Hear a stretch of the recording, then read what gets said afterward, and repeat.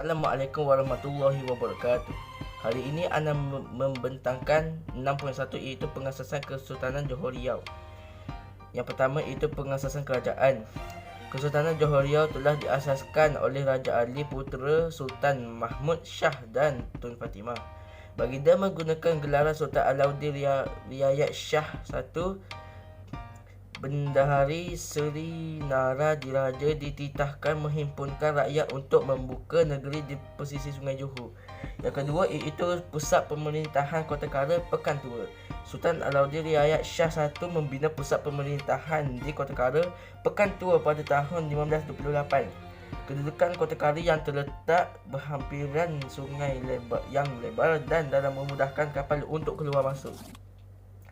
Kawasan berbukit bukau di sekitar Kota Kara menjadi benteng pertahanan daripada ancaman luar.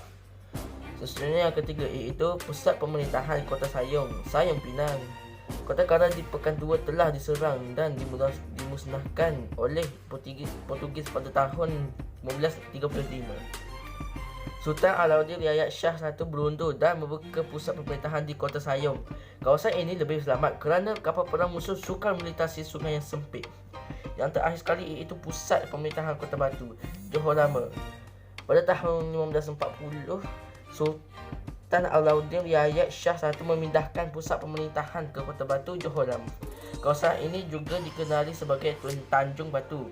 Kedudukannya yang strategik di Sungai Johor yang lebar dan dalam memudahkan kemasukan kapal dagang. Hari ini saya akan bertanya tentang cabaran ke arah kegemilangan. Kesultanan Johor Riau menghadapi pelbagai cabaran untuk mempertahankan kedaulatannya. Antara cabaran tersebut termaktublah persaingan Johor Aceh Portugis, perang Johor Jambi, konflik pembesar dan ancaman Raja Kecil. Persaingan Johor Aceh Portugis. Berlaku peperangan antara tiga kuasa ini, iaitu Johor, Portugis dan Aceh. Dia menguasai perdagangan di Selat Melaka. Perang ini dikenali sebagai Perang Tiga Segi atau Perang 100 Tahun.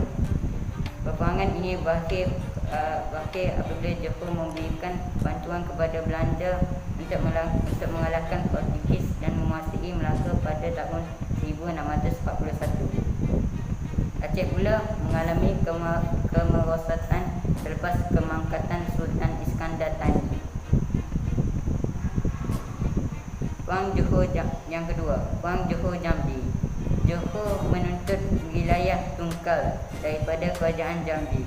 Krisis dan peperangan berlaku dari tahun 1659 hingga 1679. Johor menyerang Jambi pada bulan Jun 1679. Jambi tewas dan tunduk di bawah kuasa Kesultanan Johor Riau yang berpusat di Riau. Ketiga pula, konflik pembesar. Konflik berlaku antara Bendahara Tun Habib Abdul Majid dengan Laksama Tun Abdul Jamil untuk menguasai pemerintahan kerajaan Johor Riau. Persaingan ini berakhir dengan pengunduran Laksamana Tun Abdul Jamil ke Terengganu. Keturunan bendahara kembali berpengaruh dalam pemerintahan kerajaan Johor Riau. Tun Habib meninggal dunia dan dikenali dengan gelaran Bendahara Pedang Saujana. Jawatan bendahara digantikan oleh anaknya iaitu Tun Abdul Jalil. Nombor 4. Ancaman Raja Kecil. Raja Kecil menyerang Johor pada 1718 kerana menuntut takhta kerajaan Johor. Baginda mendakwa dirinya sebagai putera Sultan Muhammad Shah I dan mengisytiharkan dirinya sebagai Sultan Johor Riau dan menggunakan gelaran Sultan Abdul Jalil Rahmah Shah. Raja Sulaiman putera Sultan Abdul Jalil Riayat Shah IV meminta bantuan Abu Bugis 5 bersaudara untuk mengusir Raja Kecil. Raja Kecil dapat dikalahkan pada 4 Oktober 1722. Raja Sulaiman dibatalkan sebagai Sultan Johor dengan gelaran Sultan Sulaiman Badrul Alam Shah, iaitu pada 1722 hingga 1760. Manakala Daing Mawewah dilantik sebagai Yang di-Pertuan Muda atau Yang Tuan Muda Bugis yang pertama di Johor. Cabaran yang dihadapi oleh Kesultanan Johor Riau tidak menunggak kewibawaan pemerintahan dan kedaulatan Johor. Kecelakaan dan kebijaksanaan para perintah menghadapi cabaran getih telah membawa Kesultanan Johor Riau ke arah kegemilangan. Ini Ana akan membentangkan tajuk strategi menghadapi cabaran. Yang pertama iaitu pemindahan pusat pemerintahan. Sebahagian besar pusat pemerintahan Kesultanan Johor Riau terletak di sepanjang pesisir Sungai Johor. Pusat pemerintahan sering berpindah disebabkan oleh keperluan strategi ketenteraan dan pertahanan serta muslihat mempertahankan diri daripada ancaman Portugis dan Aceh. Yang kedua iaitu membina kota pertahanan. Kota pertahanan yang dibina sering berubah mengikut lokasi pusat pemerintahan dan mempunyai bentuk terciri yang tersendiri. Kota Kara dibina semasa pengasasan kerajaan oleh Sultan Alauddin Riayat Shah I. Terletak di Kuala Sungai Telor. Pagar dibuat dengan pancang kayu besar setinggi 40 kaki atau dikenali sebagai 12 meter, diperkuatkan dengan bedil dan meriam. Seterusnya ialah menjalinkan hubungan dengan Belanda. Hubungan Johor Belanda bermula pada tahun 1602 apabila Belanda menawarkan bantuan kepada Sultan Alauddin Riayat Shah II untuk melindungi Johor daripada serangan Portugis dan Aceh. Perjanjian Johor Belanda ditandatangani pada 17 Mei 1606 antara Admiral Belanda Cornelis Metterwolf de Jonge dan Sultan Alauddin Riayat Shah II di atas kapal Belanda bernama Orange. Belanda meminta bantuan Johor untuk menyerang Melaka. Johor mengambil bahagian dalam perang Belanda Portugis dengan memberikan bantuan yang berikut: membantu pengangkut peralatan perang, membuat tapak meriam, menggali parit kubu, menyekat musuh lari ke dalam hutan, menaikkan semangat tentera Belanda.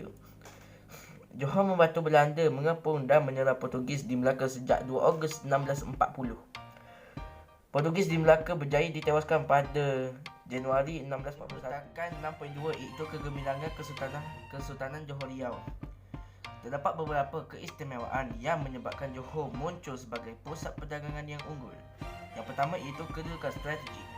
Pelabuhan Johor Lama, Batu Sawah dan Pancur mudah dimiliki oleh kapal besar kerana Sungai Johor yang lebar dan dalam.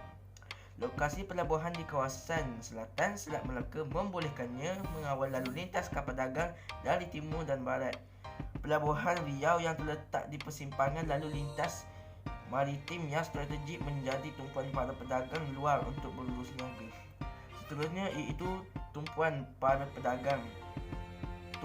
pedagang dari China, Gujarat, Belanda dan pedagang Inggeris.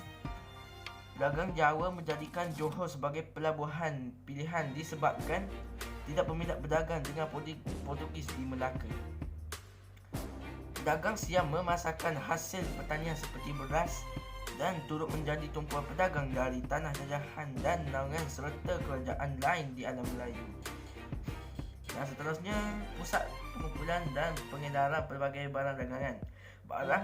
Barangan dagangan yang dibekalkan oleh tanah jajahan dan naungan Johor ialah ladi hitam, biji timah dan emas. Barang tempatan lain ialah kelapa kering, kayu gaharu, damak, lembak, sagu, pinang, ikan masin dan lain-lain. Pelabuhan Batu Sawah juga menjadi pusat perdagangan untuk barang yang dibawa dari China. Antara termasuklah barang emas, kain sutri putih, barang tembikar, seramik, kuali besi, teh dan tembaga. Pedagang Jawa membawa beras. Pedagang Gujarat pula membawa kain, wangian dan manik. Johor juga mendapat bekalan beras yang diniagakan oleh peniaga Siam. Dan terakhir sekali ialah kesibukan pelabuhan Johor Riau. Terdapat 500 dan pengurusan pelabuhan. Pertama, kemudahan pelabuhan menyediakan gudang bawah tanah untuk menyimpan barangan bagi mengelakkan daripada kebakaran. menyediakan pegawai terlatih untuk mengendalikan urusan perdagangan dan membekalkan barang yang diperlukan oleh pedagang seperti lada hitam dan rempah ratus. Yang kedua itu urusan jual beli. Perdagangan dijalankan secara tukar barang dan menggunakan mata wang. Sultan Alauddin Riayat Shah I memperkenalkan mata wang emas yang dikenali sebagai emas, wang perak sebagai kupang dan wang timah sebagai katun. Pada akhir abad ke-18, mata wang asing seperti dolar Spanyol, dolar Mexico dan duit Belanda turut digunakan. Syarah bandar merupakan pembesar bertanggungjawab mengurus sistem jual beli dan kutipan cukai pelabuhan. Cukai pelabuhan yang dikenakan terhadap pedagang adalah berpatutan. Syah bandar juga menetapkan ukuran dan berat timbangan barangan. Seterusnya ialah sistem naungan. Pedagang luar dan pedagang tempatan mendapat naungan daripada bendahara, temenggung, laksamana dan Raja Indra Bongsu. Sebahagian hasil keuntungan diberikan kepada pihak yang memberikan naungan dalam bentuk cukai perdagangan berdasarkan sistem naungan. Melalui sistem ini, pedagang mudah mendapat surat kebenaran daripada Belanda dan dapat berlayar tanpa gangguan di Selat Melaka. Seterusnya iaitu peranan orang laut. Orang laut ditugaskan sebagai pengawal pelabuhan, penunda kapal dagang, penunjuk arah kepada para pedagang dan pengawal di perairan Johor dan Selat Melaka. Orang laut juga terlibat mengawal keselamatan Kesultanan Johor Riau dengan menjadi tentera angkatan laut. Dan akhir sekali iaitu kemudahan membaiki dan membina kapal. Pelabuhan di Johor juga mempunyai kemudahan membaiki dan membina kapal bersaiz kecil. Orang laut mahir dalam pembinaan kapal. Mereka membuat kapal pesisir pantai seperti korek, banteng, penjajab, balot, dan pencalang. Kemahiran ini telah membantu memajukan Kesultanan Johor Riau. Seterusnya iaitu pusat persuratan. Karya agung dapat dua iaitu Sulalatus Salatin, Hikayat Hang Tuah dan tokoh persuratan iaitu Tun Sri Lanang dan karya lain. Sulalatus Salatin bermaksud silsilah raja-raja atau peraturan segala raja-raja. Naskah asal karya ini bernama Hikayat Melayu telah disusun dan ditulis semula oleh Tun Sri Lanang pada tahun 1612. Kandungannya menceritakan asal-usul keturunan raja-raja Melaka, adat istiadat kerajaan dan sejarah Kesultanan Melayu Melaka.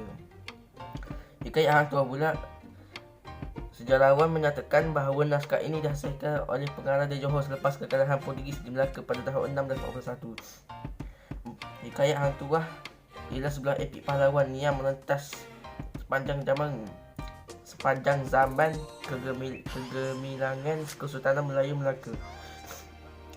Kandungannya juga berkaitan dengan ketaatan atau kesetiaan Hang Tuah kepada Raja dan Kesultanan Melayu Melaka. Seterusnya ialah Tun Sri Lanang. Nama sebenar Tun Sri Lanang ialah Tun Muhammad bin Tun Ahmad Paduka Raja. Dilahirkan di Bukit Seluyut, Kota Tinggi pada tahun 1565, menjadi bendahara Johor semasa pemerintahan Sultan Alauddin Riayat Shah II. Beliau Sultan menulis semula Sulalatus Salatin atas titah Raja Abdullah, adinda Sultan Alauddin Riayat Shah II. Dilantik sebagai penasihat Sultan Iskandar Muda Aceh dan menjadi uli balang di Samarangga. Karya lain, Tajuk Salatin atau Mahkota Raja-Raja ditulis oleh Bukhari Al-Jauhri. Karya ini merupakan antara karya persuratan yang tersohor dihasilkan pada zaman Kesultanan Johor Riau. Tuhfat Al-Nafis, silsilah Melayu dan Bugis dan Gurindam 12 dikarang oleh Raja Ali Haji. Hikayat Anak Panas Sedasa dikarang oleh Tun Hisab Misai. Syahid Ungku Putri dikarang oleh Al-Wajo. Okey, itu sahaja daripada Ana. Assalamualaikum warahmatullahi wabarakatuh.